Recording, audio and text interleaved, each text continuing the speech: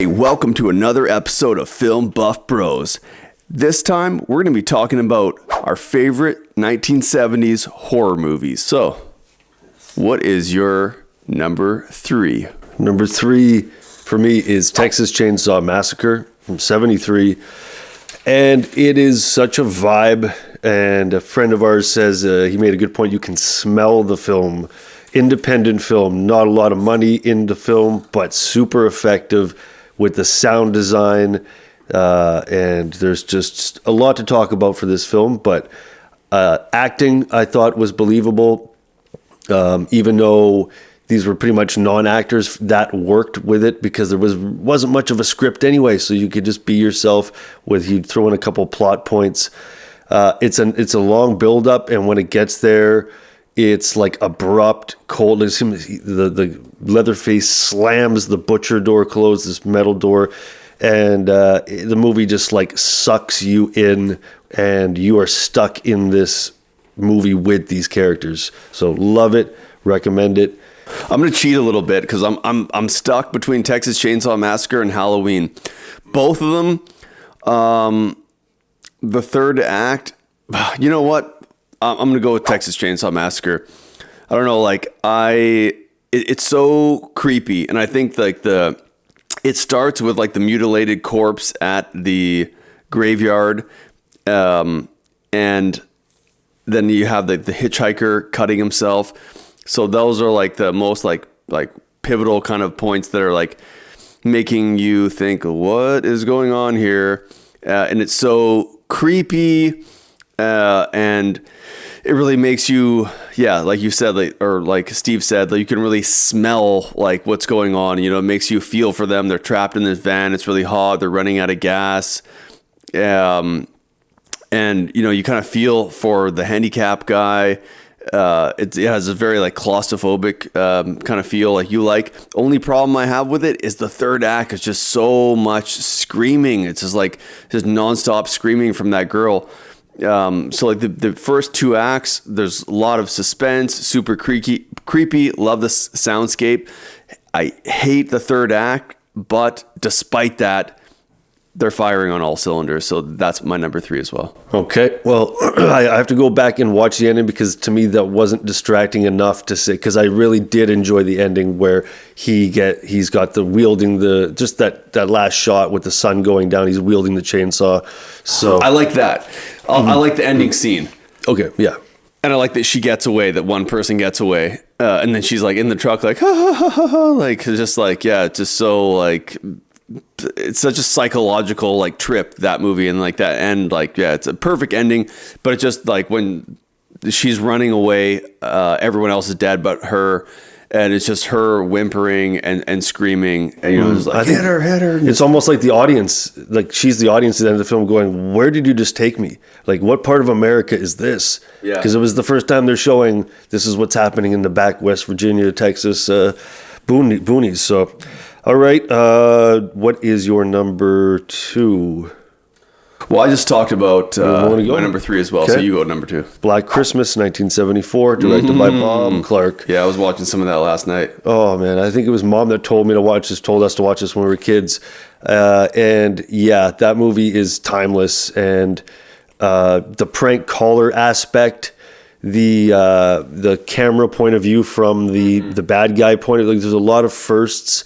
Of course, the ending, open ending, the voices from this villain, that we never see this villain. So there's a lot of things he did differently in this movie that, you know, you never see who the villain is. You're constantly questioning things. People are disappearing. They show the murderer's point of view a lot in this film, which I think was one of the first times they did that too. Man, the 70s, I love the 70s so much, especially for horror. It's so tough for me. Like, I love Halloween.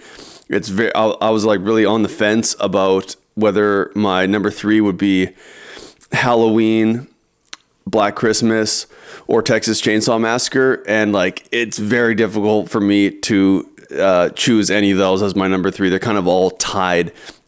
And I kind of, forgot about Black Christmas until you mentioned it. And I had mentioned it before when we were talking about making this episode.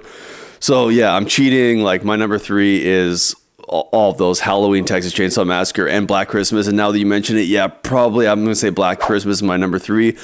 My number 2 is The Exorcist. I thought that my number 1 was going to be The Exorcist, but I think number 2 is going to be The Exorcist again because of the third act. The third act is the most difficult for a film. Like there's that book by Robert McKee, The Story, and from what I remember, he said that most directors, screenwriters, the most difficult part to make is the third act, where everything has to come together and make sense in your time. Like the first act is exposition, second act is like conflict, and then third act is kind of climax and resolve.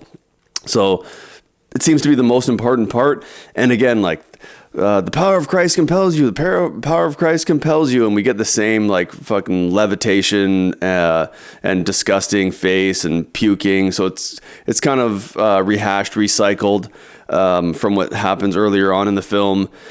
But yeah, Exorcist is my number 2. Well, that is my number 1, so Okay. I'll talk about that and we'll transition to that because there's 3 parts in the movie, which is interesting. There's the whole stuff that happens in Iraq, or is it Iran, or I think it's Iraq. I think it's Iraq, yeah. Yeah, so first third of the movie, or at least first half an hour of the movie takes place there, which is just an odd, weird placement to start a horror movie.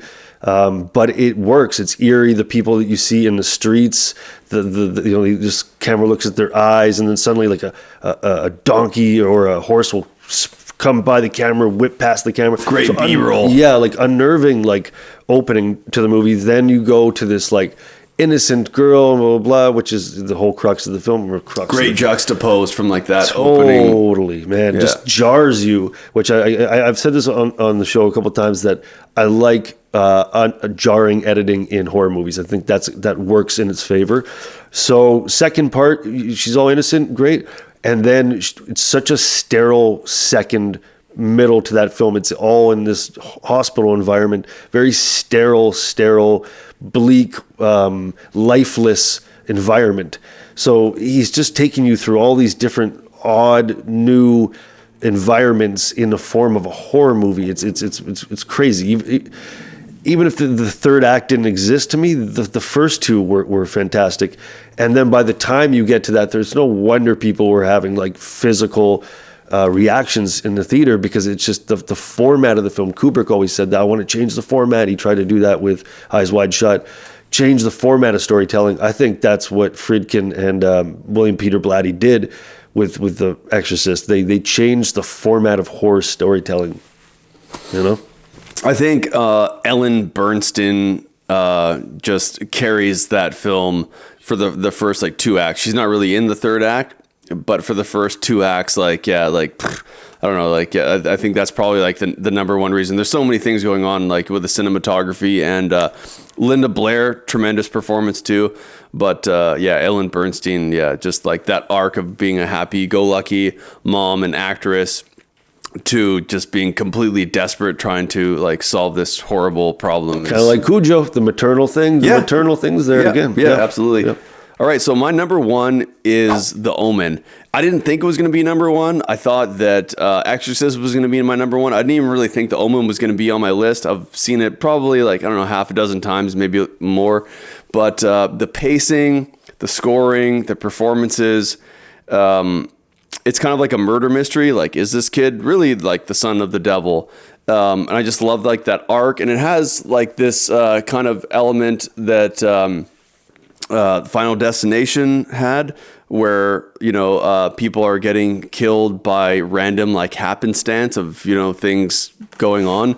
You know, so it's like this elusive, intangible enemy that's very hard to stop, opposed to like, you know, just a killer like Mike Myers, Freddy, or Jason Voorhees. So I like that aspect. And yeah, I don't know, really the pacing more so than anything else. And I think the number 1 reason that it's my number 1 is it has a really good third act. And I think that is, again, due to the pacing. I can't remember how it ends. How does it? Gregory Peck gets killed by the police while he's trying to stab his son to death in a church. Okay, so not a happy ending.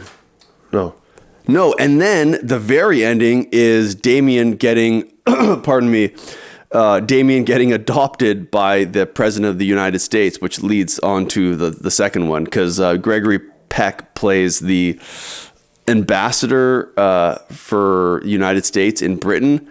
So he dies, and then the president of the United States adopts Damien. Right, that's Sam Neill plays in the third movie. In the third one. In the second one, is it William Holden that plays his dad, and he's supposed to be like the ex-president or like the uncle of the United States president.